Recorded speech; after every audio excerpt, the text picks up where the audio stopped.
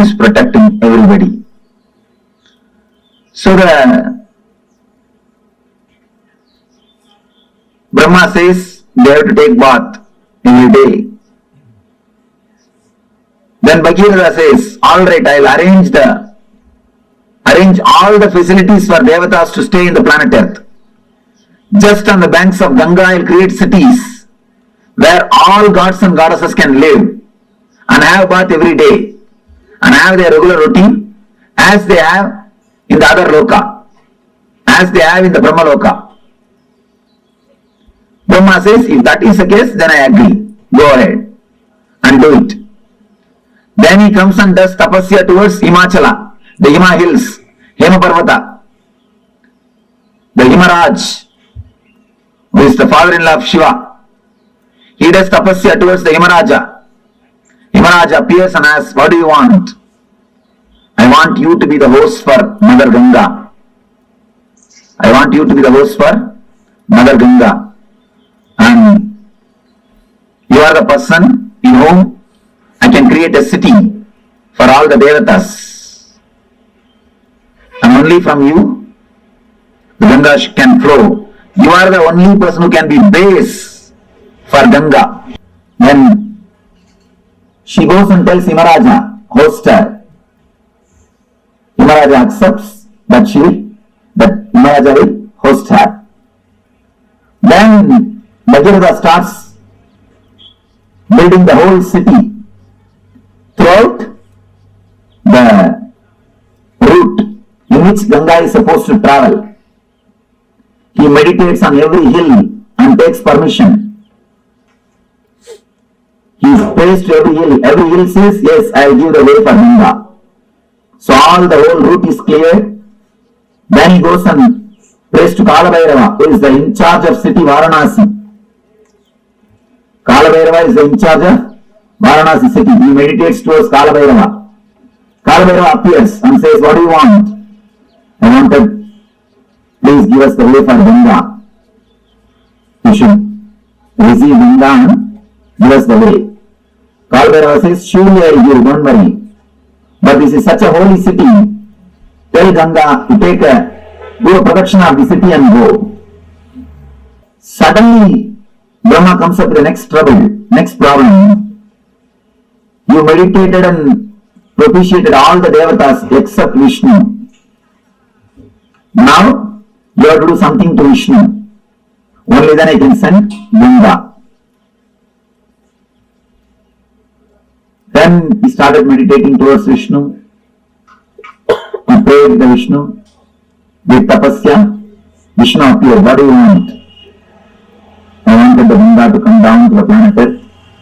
Unless you agree, unless you do blessings, it will not be possible.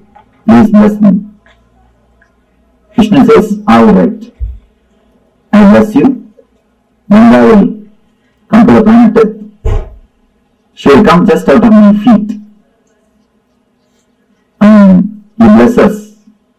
The Ganga will come out of his feet.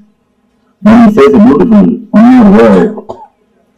Whomsoever has realized the Vishnumaya means the universal consciousness. Whatever water comes out of their feet will be Ganga. Whomsoever has realized the Vishnumayam Jagat, whomsoever has realized me, from their feet, whatever water comes out will be Ganga. From this word only the tradition of Pada Puja starts. Pada Puja of enlightened masters starts from this tradition. Vishnu says, whomsoever has realized the Vishnumayam Jagat, Sarvam Vishnumayam Jagat, from their feet Ganga will flow. From their feet, Ganga will flow. Then, now he again meditates towards Brahma. Brahma appears with all his glory and compassion, blesses the Bhagavata. Then he prays to Ganga. Then he does tapasya towards Ganga, meditates, and invites the Ganga mother, Ganga with all compassion, not only compassion, the wild energy. She just comes out of the Brahma's Kamandalu with all the power. She straight away started moving towards the planet Earth. The moment she came out of the Kamandalu and started moving towards the planet Earth, all the 14 worlds are shaken. All the Devatas, all the Rishis, all the Munis simply escaped from their planet Earth and ran away because they got frightened. The Pralaya is going to happen. Means the end of the world has come. Such a power, they simply ran away from their world. They escaped. And appears Shiva. Shiva beautifully appears and puts his head in between the Ganga. She straight away lands into Shiva's head, into the matted lock. Next thing, she gets locked in the hair itself. She is black. Here, Bhagavan is sitting, waiting for Ganga for one kalpa. What is happening? They are receiving the call, she has started already, but she has not landed. Otherwise, she has started, but she has not landed here. What happened? What happened in the way? Again, he meditates towards Shiva. Shiva appears and says, yes, she is there in my head. Now what do you want me to do? Bhagavan says, please just send her a little bit. Don't hold the whole thing. Then Shiva says, oh, is it so? Alright, then just he moves one hair. Just he does. Only one hair moves. And from the one hair gap, just Ganga comes out. And lands on the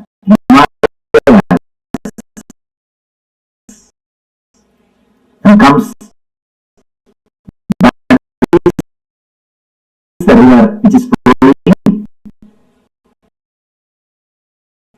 throughout this planet. The story says the ocean itself is son of Ganga. Varuna Raj is son of Ganga Mata, and because Ganga flowing continuously,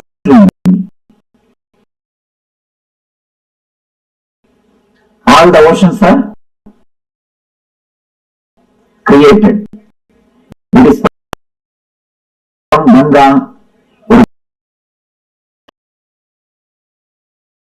Ganga is a river of knowledge, a river of enlightenment.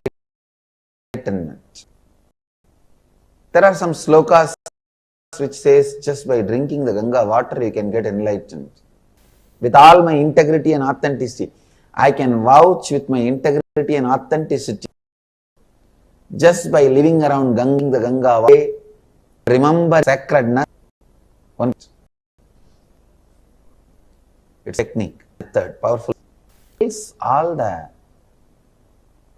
violence we carry. Ganga heals all the incompletions we carry. See, the lust is an incompletion. Anger is an incompletion. Violence is incompletion. All the incompletions we carry, Ganga can purify.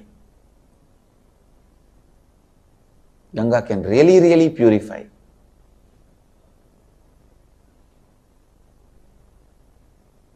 I used to sit in the banks of Ganga, just seeing. I have realized the oneness with Ganga. How the things float on the waters of Ganga does not pollute Ganga. Same way I have seen the thoughts and incompletions floating in my inner space does not make my inner space polluted. It does not touch my inner space. When you understand your incompletions are not powerful enough to make your inner space incomplete, you become eternally complete. I can say that experience I received from Ganga, on the banks of Ganga. It heals, and brings love. I tell you, Ganga can complete any lower occurrence you have. I can give this as an authentic spiritual practice. Actually, just for this, I wanted to create a ashram in the banks of Ganga. Anybody in the planet Earth has some incompletions that they are not able to complete. Strong incompletions. Just come and spend time in the banks of Ganga, drinking Ganga water, eating the food cooked in Ganga water. Whenever you find time, morning and evening, sit in the lap of Ganga, sleep in the breeze of Ganga. I tell you, with all my integrity and authenticity, Ganga will complete you. Because even the people who are dead, their incompletions, curses given to them, their incompletions, she has completed. And you are alive. She can enter into your muscle memory, bioenergy and complete you. Do pranayama in the banks of Ganga, that Ganga prana will go inside. Eat the food cooked in the Ganga water. Drink Ganga water. Live in the banks of Ganga. Sit in the banks of Ganga and meditate. Sleep in the banks of Ganga. In her breeze. Enjoy the weather in the banks of Ganga. I tell you, she can complete you. That is why many sadhus who live here, even if they don't do any spiritual practice, they will be liberated. They will become a Jivan Muktas. Just because of Ganga's power to complete. She is here to complete. The tradition says sadhana done in the Ganga's bank brings thousands of times more result. It's true.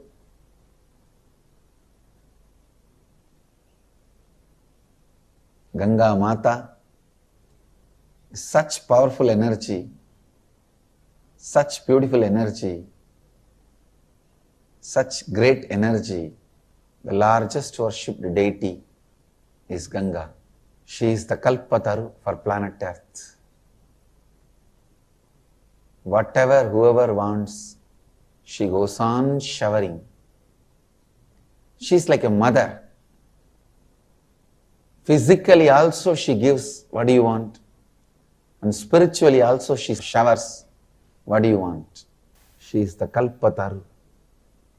Come on. Meditate on Mother Ganga. Let Mother Ganga be a Kalpataru.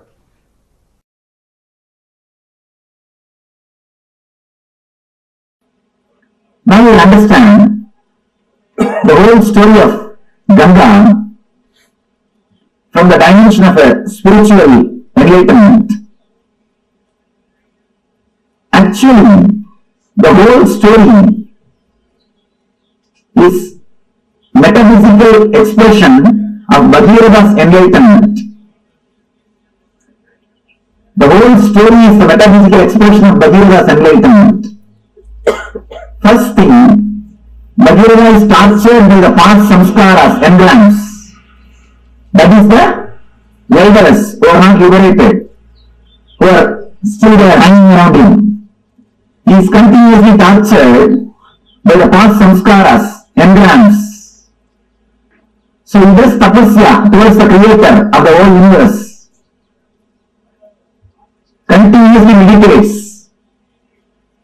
He wants the knowledge, the energy to be flooded on him so that all the hindrance will be washed away. All the hindrance will be destroyed. And one more important thing, Ganga came, she washed all the ashes of Madhyarada's forefathers and liberated all of them and gave ultimate enlightenment to Madhyarada, and she is here, liberating people. So he is meditating towards the creator, the divine energy, so that the energy can be flooded on him. The Shakti can happen to him. All the hindrance will be washed away. He will be liberated, enlightened. The first darshan of creator is what I call first experience, Satori. Understand, why do you think Brahma is described with 4 heads? Don't think 4 heads are there. He can see complete 360 degree. The first experience is what is described as Brahma. The man who gets the experience of seeing complete 360 degree is what we call Brahman. He has achieved Brahma. He has achieved the Brahman consciousness. Whosoever gets the experience of seeing this side 360 degree and this side 360 degree achieves the Brahman consciousness. Bhagavan achieves Satori, first experience, glimpse. Then the Brahma says, enlightenment can happen to you, but be very clear, will your body stand? Prepare your body and mind. Will it be able to stand, sustain?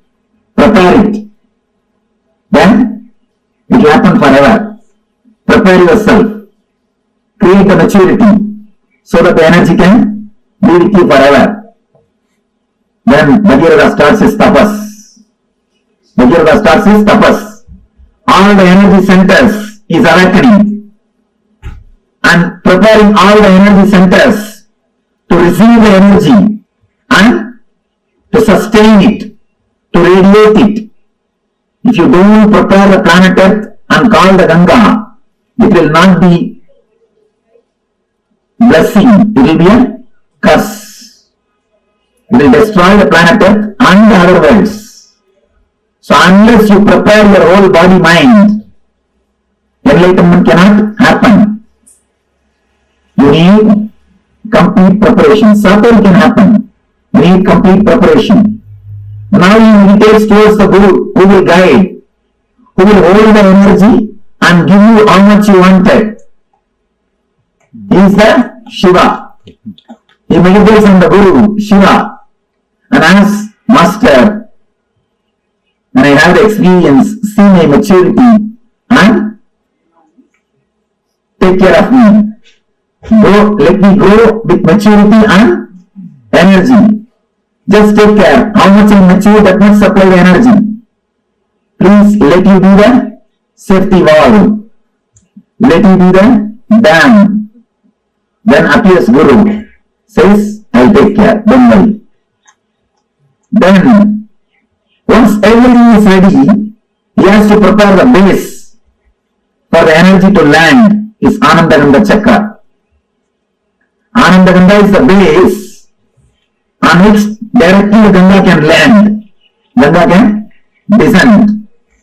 So he creates all the 7 cities, 7 chakras. He clears the roots, opens all the chakras, makes himself mature. So that when energy descends on him, when enlightenment happens on him, it can stay on him and help the whole world. It will be a blessing for him and to the whole world. He continues to do tapasya. He propitiates all the devatas, means the devatas who are residing in every chakra. Then comes Kalabhairava, in charge of Varanasi Swadhisthana chakra. And he has please give me the way for Ganga. Kalabhairava says, surely I will give, but tell her she should go round. She should be around me. She should be in me. That is why Swadhisthana, energy is installed in Swadhisthana. Energy is installed in Swadhisthana. It is Swadhisthana where the self is established. Himalayas is Anandagandha, Varanasi is Swadhisthana, where the energy is installed, where the whole energy takes a turn, where whole energy takes a turn. He propitiates all the devatas, prepares the whole thing, then intensely starts meditating, calls the Ganga. So Brahma blesses, Vishnu blesses, Ganga has come out of the Kamandalu, straight away she is landing, but still enlightenment has not happened. Ganga has lived there, but she has not landed here. Whatever can be done, all the tapas is done, everything is done.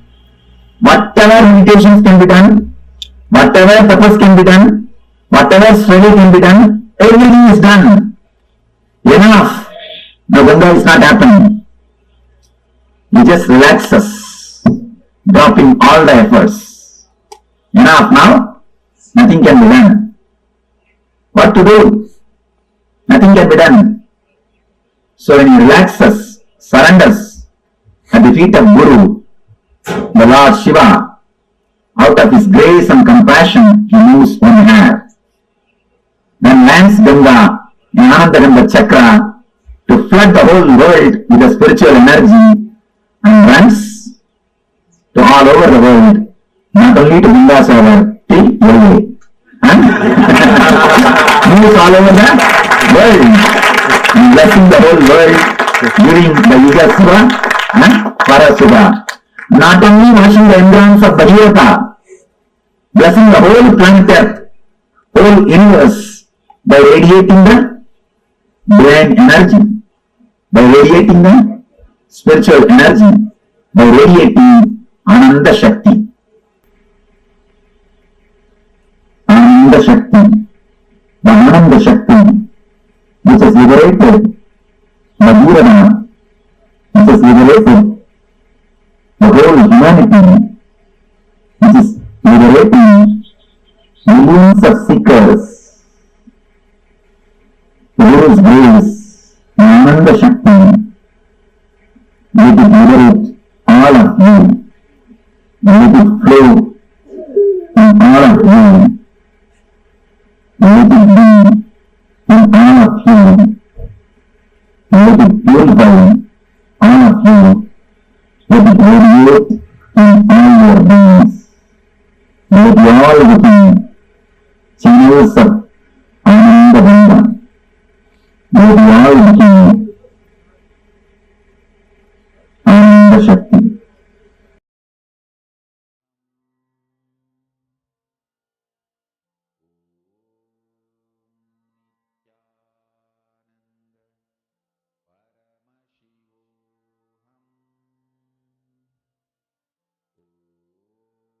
Ganga, the embodiment of enlightenment. Devi Ganga, the ultimate representation of enlightenment.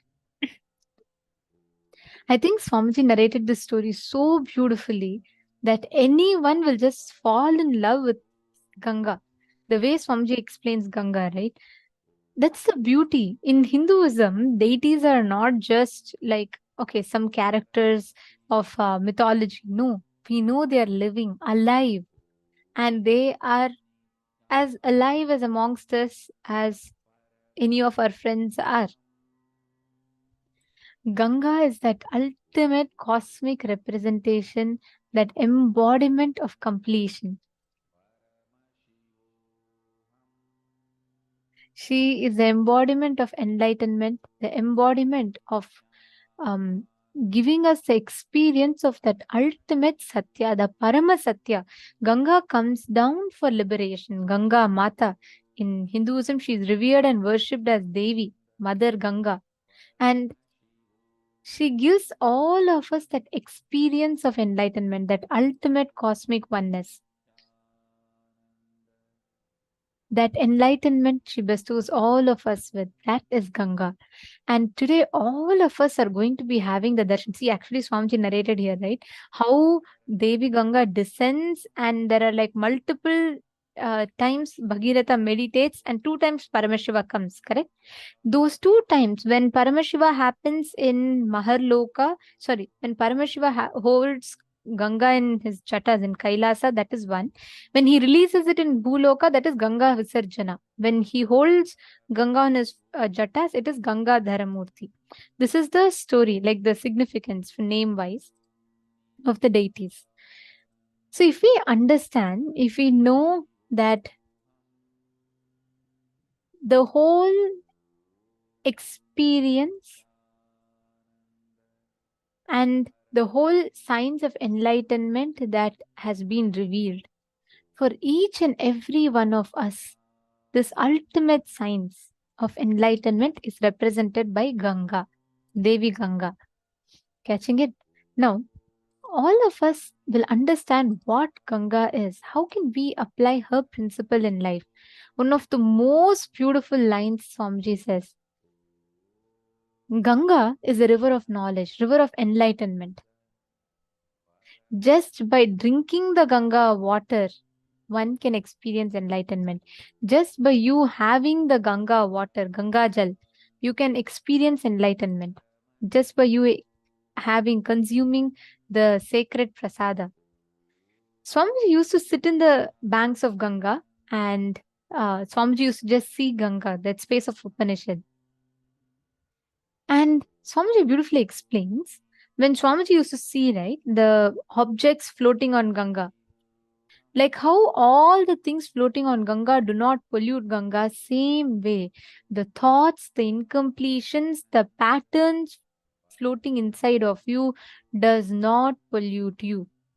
Your incompletions are not powerful enough to make your inner space incomplete. If you just meditate on Ganga, Devi Ganga, letting Mother Ganga be Kalpataru, every one of you just sit straight, close your eyes and meditate on Devi Ganga. Just do it for a few minutes. Just connect and meditate on Devi Ganga. Please sit straight. Visualize Ganga, that vast expanse, and create a deep prayerful mode, just a space of gratitude. Visualize Devi Ganga. Sit straight.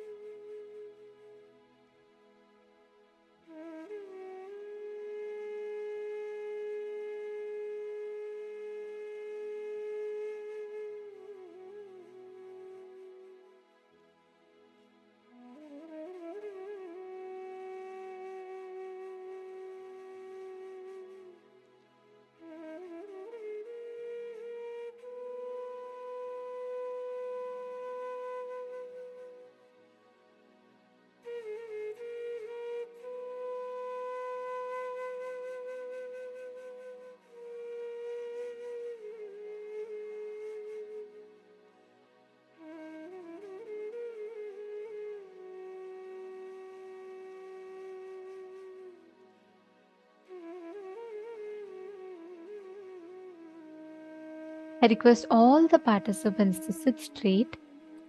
Visualize Devi Ganga. We will now be playing some oneness capsules where Swamiji himself is sitting in the banks of River Ganga. I request every one of you to just connect. Visualize Devi Ganga.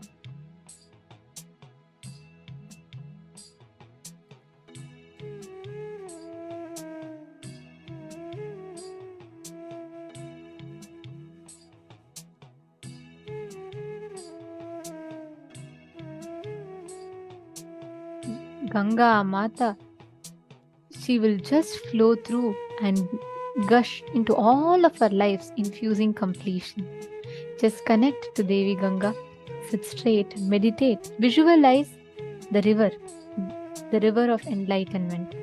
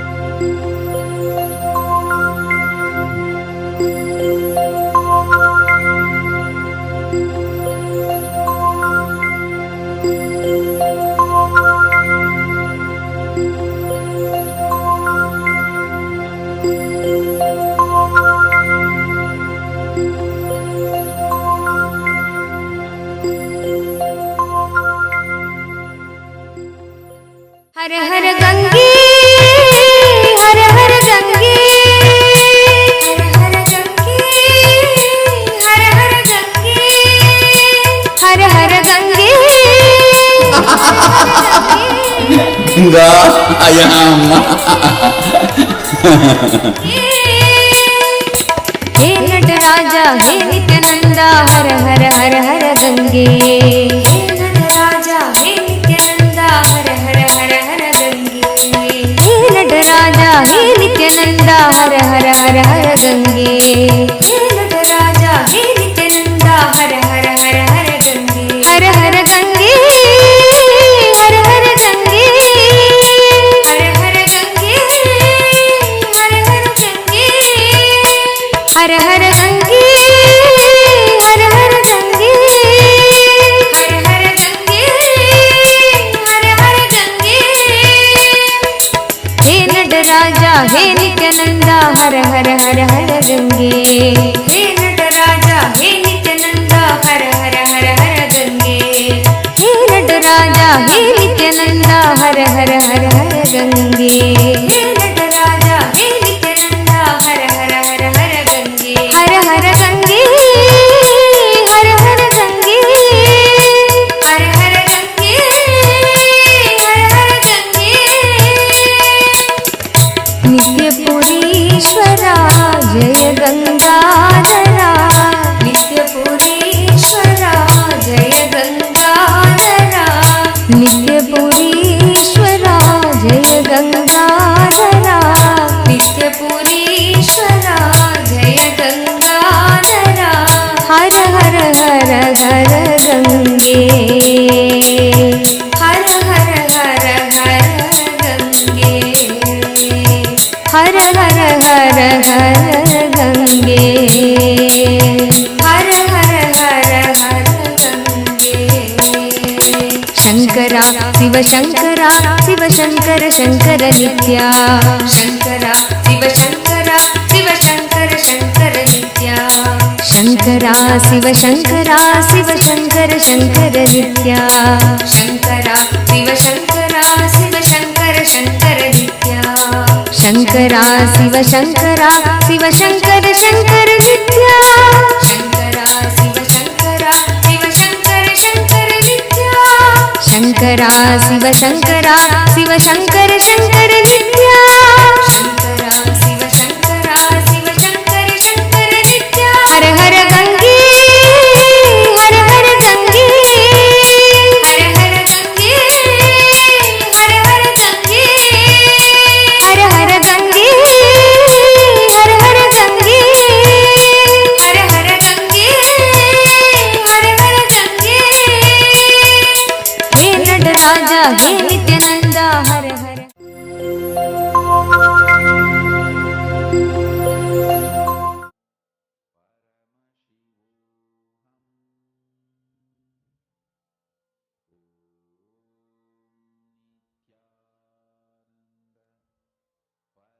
Please relax. Slowly, very slowly, please open your eyes.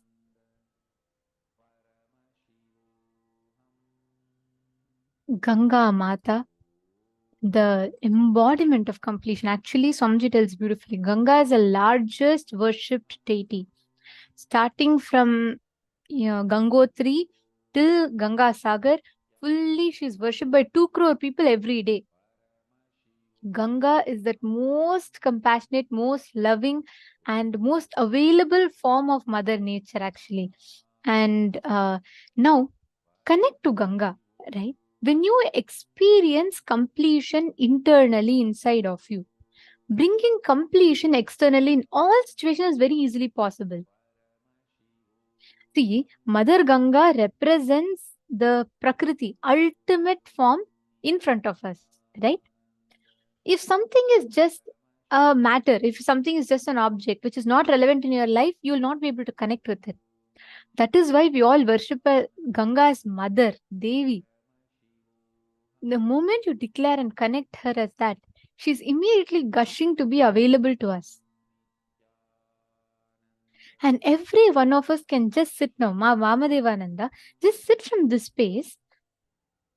Every one of you sit and connect to Ganga. You will see how all your commands, the nature will listen, the nature will obey. Whether you want to increase the size of water in something, whether you want to increase the temperature, everything will simply fall into place. All of you sitting here now, Ma Liangshu, Ma Pinyushan, Ma Donna, every one of you, connect to Devi Ganga, declare any change you want in the weather temperature. Immediately you will see how she will rush to make it happen for you. Shall you all start? Please sit straight. Sit with your head, neck, and spine in a straight line. So first step, what you're going to do is, you're going to go to accuweather.com. The link to the website is shown for all of you here. Go to accuweather.com, and once you go to accuweather.com, you can take any one place. Let's say, for example, if Liangshu, if you are scanning Beijing, okay?